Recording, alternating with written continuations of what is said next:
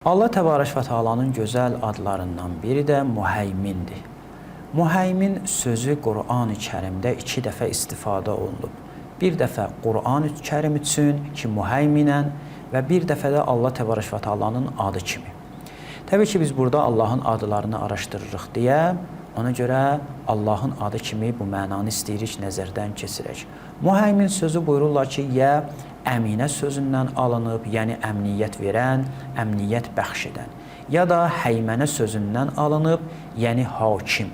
Təbii ki, biz diqqət eləyəndə, çünki bu Qur'an-ı Kərim üçündə istifadə olunub, mənası yəni hakim olmaqdır. Müheyminən aleyh ki, Qur'an-ı Kərim digər kitablara hakimdir və Allah Təbarək və Teala da məxluqlara hakimdir. Lakin hər iki məna nəzərdə tutula bilər. Çünki Allah Təbarək və Teala həm əmniyyət bəxş edəndir, həm də ki, bütün varlıqların, məxluqların hakimidir.